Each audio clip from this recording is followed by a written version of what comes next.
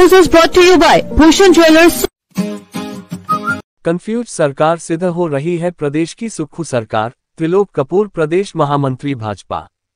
परवाणू में पत्रकार वार्ता में प्रदेश महामंत्री का दावा, हर्ष महाजन व पवन काजल ने झूठी गारंटियों के विरोध में छोड़ी कांग्रेस। अब खबर विस्तार से। प्रदेश भाजपा के महामंत्री त्रिलोक कपूर का कहना है कि हिमाचल की 6 महीनों की सुक्खू सरकार कंफ्यूज सरकार साबित हो रही है। सरकार को पता ही नहीं कि कब कौन सा निर्णय लेना है।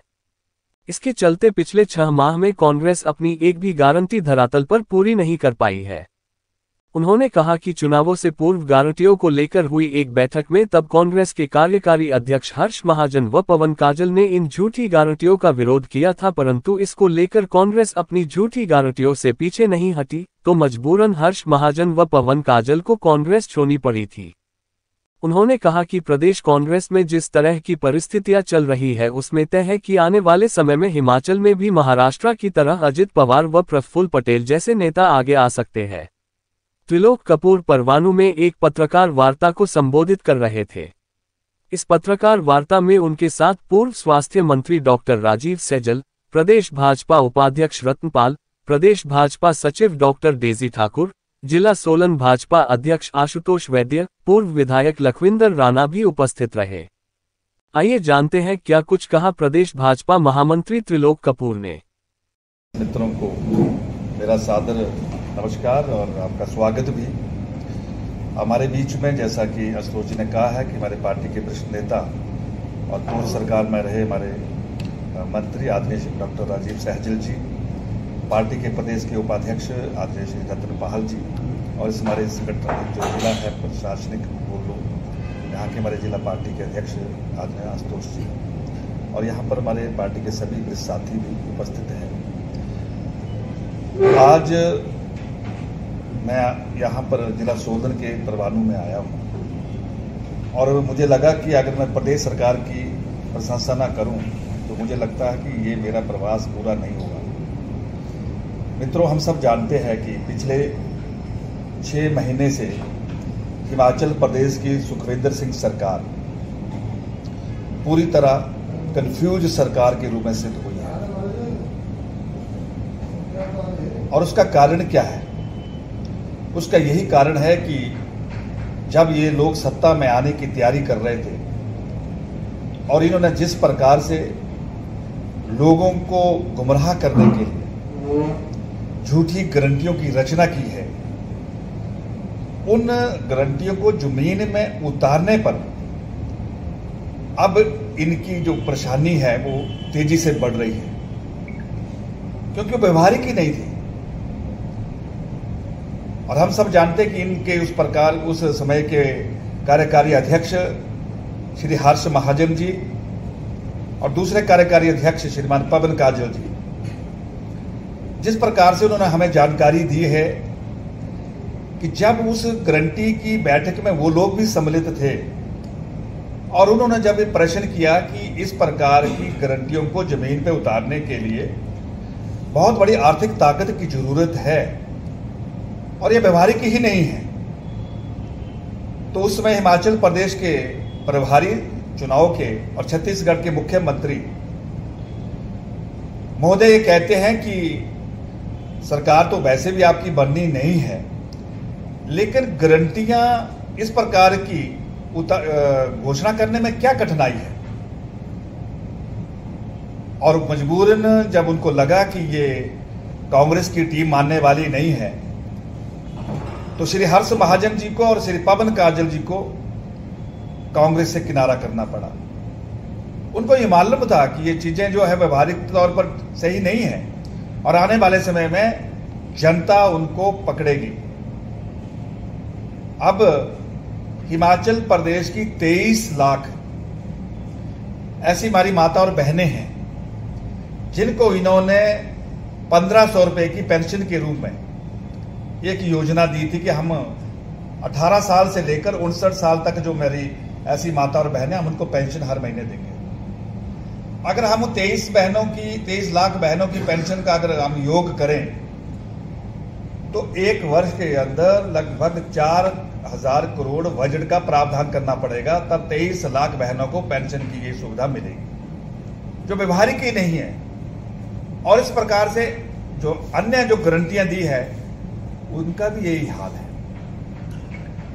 अब हिमाचल प्रदेश की जनता का जब दबाव धीरे धीरे बढ़ रहा है, क्योंकि 6 महीने का शासनकाल हो गया है, तो नित्य दिन नए नए बयान देकर जो है पीछा छुड़ाने का प्रयास कर रहे हैं। और यहां तक कि जब किसी ने कहा होगा कि हमने तो ऐसा कहा नहीं था, तो उन्होंने कहा, लोगों ने भी कहना शुरू कर दिया कि आपने कैसे नहीं कहा है, वो वीडियो हमारे पास सुरक्षित है, आपके भाषण हमारे पास सुरक्षित है, और यहां तक कि जो दीवारें हैं उन पर अभी भी जो लिखा हुआ है वो भी अभी तक नजर आ रहा है। तो किसने कहा कि एक तो सबसे पहले ऐसा करो कि दीवारों को जो है पोत कर जो है इन गारंटियों को जो है वो हटाया जाए। तो मैं तो कहना चाहता हूं कि पोत कर गारंटियां नहीं हटेगी। जो लोगों के दिलों में आपने झूठी गारंटियां दी है वो जब चुनाव आएगा तब तक वो याद रहेगी। ये कंफ्यूज सरकार पूरी तरह दिशाहीन हो गई है। पिछले दिनों हमारे कांगड़ा जिला के पार्लियामेंट्री चंबा में, जिला चंबा के अंतर्गत एक हिंदू दलित परिवार के घर में एक घटना घटी, और आपको भी उसकी जानकारी है कि किस प्रकार से एक हिंदू दलित गरीब परिवार के नौजवान बेटे की हत्या हुई, कैसे उनके शरीर को चिथड़े करके लहूलुहान घर के मौत के घाट उतार कर कहां दफनाया। और जब 2 दिन तक उस दिशा में कोई कार्रवाई नहीं हुई तो स्थानीय जनता को आक्रोश में आना पड़ा, और उसके दबाव में एफआईआर हुई, फिर छानबीन शुरू हुई।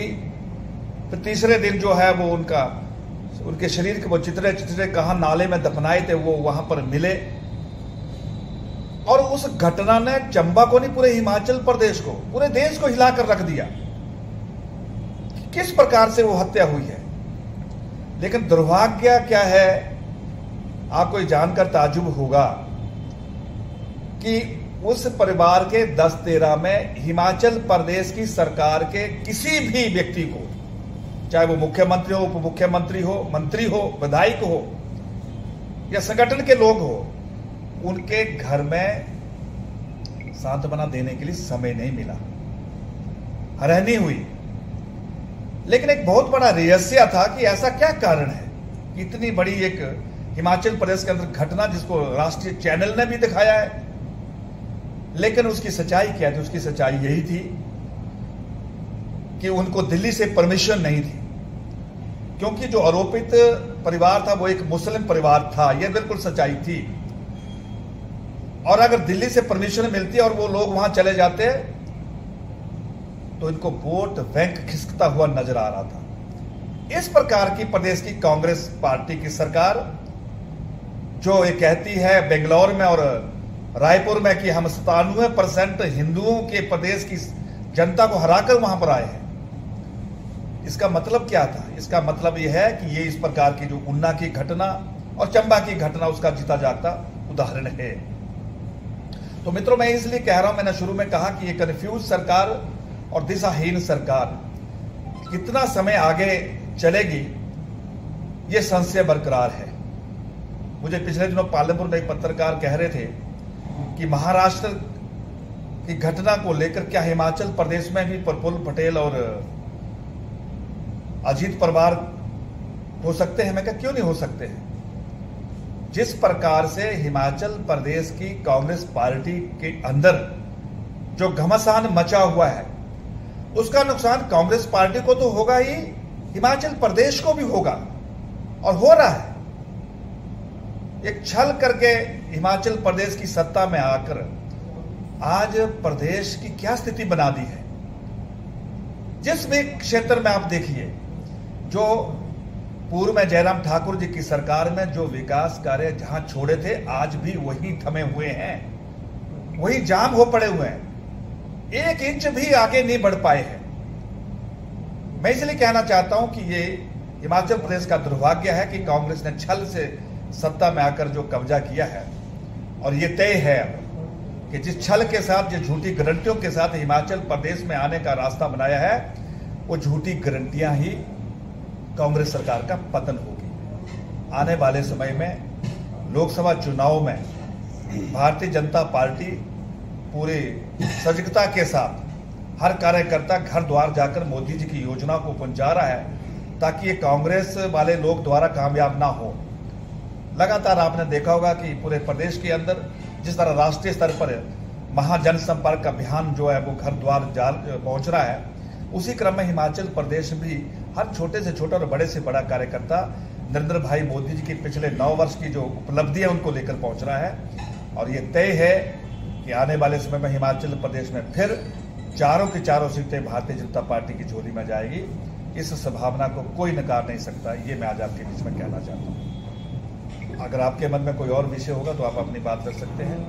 मुझे आज इतना ही आपसे कहना है। सर, मैं इसमें जानना चाहता हूँ कि लोकसभा चुनावों की तैयारी कुछ दिनों से भाजपा की चल पड़ी है, कांग्रेस की कोई तैयारी नहीं है, वो आपस में अपने लड़ाई झगड़े में मस्त है, उसके बारे में आप क्या कहना चाहेंगे?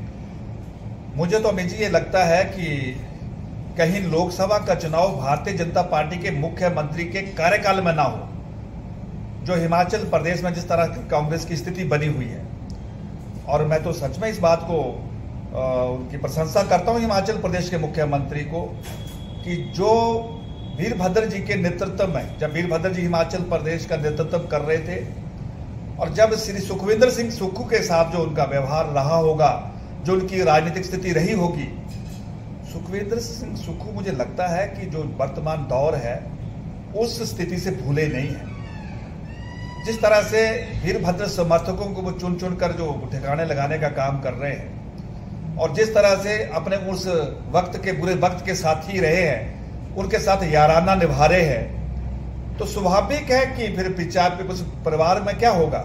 उस परिवार में वही होगा कि जो चिंगारी लगी है वो लावा बनकर बाहर आएगी, और उसमें कोई मुहूर्त नहीं देखा जाता, ना कोई बार और त्योहार देखा जाता है। महाराष्ट्र में सोचा था कि इस एतवार वाले दिन इस प्रकार का जो लावा फटेगा, और उससे ज्यादा विस्फोटक स्थिति हिमाचल प्रदेश के अंदर है। किस तरह वीरभद्र सिंह समर्थक घुटन महसूस कर रहे हैं। आज कांग्रेस की प्रदेश अध्यक्षा की क्या स्थिति बनी हुई है, आज पूर्व मुख्यमंत्री वीरभद्र सिंह के सुपुत्र की क्या स्थिति बनी हुई है। आज प्रदेश के मंत्री यूसीसी को लेकर पूरी तरह कंफ्यूज है। कुछ मंत्री कह रहे हैं कि हम इसका समर्थन करेंगे, कुछ कह रहे हैं कि हम इसका विरोध करेंगे। मुख्यमंत्री और प्रदेश के उप मुख्यमंत्री खामोश है। तो इससे अंदाजा और अनुमान लगाया जा सकता है कि आने वाले समय में कुछ महीने के अंदर हिमाचल प्रदेश में भी अजीत पवार हो सकते हैं, प्रफुल्ल पटेल अपनी भूमिका में सामने आ सकते हैं, ये मैं कहना चाहता हूं। इस बार जो लोकसभा चुनाव है 2024 का, पिछली बार के जो लोकसभा चुनाव हुए थे, किस तरह से इसको इस बार के चुनावों को आप अलग देखते हो? देखिए, पिछली बार की जब हम लोकसभा के इसमें आए थे तो 5 वर्ष की उपलब्धियां को लेकर हम लोगों के बीच में गए थे, लेकिन इस बार हम 10 वर्ष की उपलब्धियों को लेकर जनता की अदालत में जाएंगे। और इन 10 वर्षों में क्या हुआ है, विशेषकर अगर मैं सोलन की जनता के बीच में इस बात को रखूं तो ये हमारा परवाणु से शिमला का जो एक्सप्रेस हाईवे है, ये सबके ध्यान में है।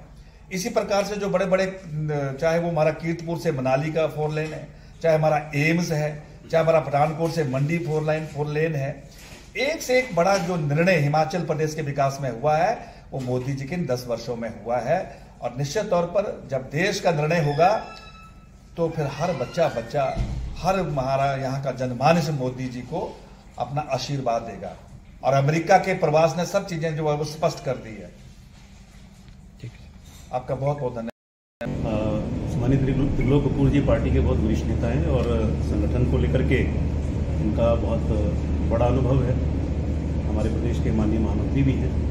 मैं तो आपके माध्यम से उनका धन्यवाद करना चाहता हूं कि आज ये आए और कार्यकर्ताओं के साथ इन्होंने बातचीत की, और प्रेस से भी आप मुखातिब हुए कुछ बहुत महत्वपूर्ण विषयों को लेकर के, जिस प्रकार का राजनीतिक परिदृश्य आज प्रदेश में बना हुआ है, और सारी बात इन्होंने बहुत विस्तार से की है। तो मैं इनका धन्यवाद करता हूं और सभी प्रेस के मित्रों का भी धन्यवाद करता हूं कि हमारी कॉल पर आप तुरंत यहाँ उपस्थित हुए और आपके माध्यम से आज जो बातें सम्मानित कपूर जी ने की हैं ये जनमानस तक जाएंगी। बहुत बहुत धन्यवाद।